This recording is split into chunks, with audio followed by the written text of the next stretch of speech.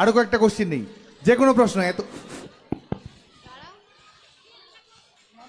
শুভ সন্ধ্যা।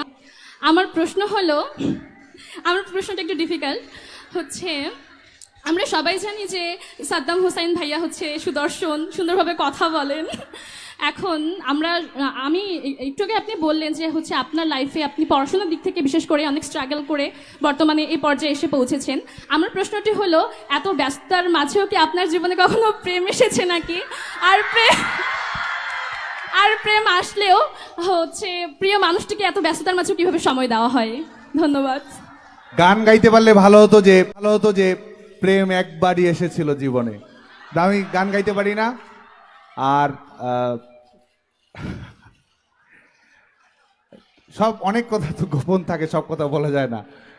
তারপরেও আমি অবশ্যই, আমার জীবনে তো অবশ্যই প্রেম আছে, এবং আমি সেটি চেষ্টাও করি। আমাদের রাজনৈতিক জীবনে ব্যস্ততা থাকে, যে কারণে আমাদের সব সময় যেটি করা প্রয়োজন সেটি সব সময় করা হয়ে ওঠে না।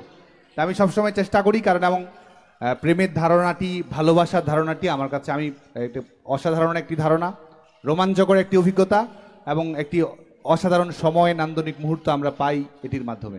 এবং এবং আমরা চেষ্টা করি, এখান থেকেই আমি যেটা বলবো সবার সঙ্গে শেয়ার করব, যে আমাদের ব্যক্তিগত জীবনটি সুন্দর রাখা, এটি সবচেয়ে গুরুত্বপূর্ণ। আমাদের ক্যারিয়ার, এটির পাশাপাশি চয়েস, সেটিও আমরা যেন আমাদের একটি পর্যায়ে অতিক্রম করে আমরা করতে পারি এগুলো।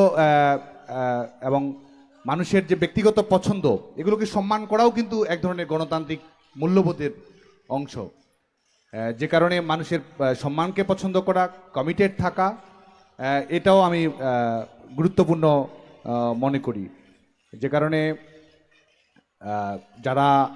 তোমরা তো সবাই স্কুল কলেজে পড়ছো, যে কারণে সবাই লাইফে ফোকাস থাকা, এবং সবার জীবনেই প্রেম আসবে বলে আমি মনে করি, এবং প্রেম আসার সঠিক সময়ই তোমাদের জীবনে প্রেম আসবে।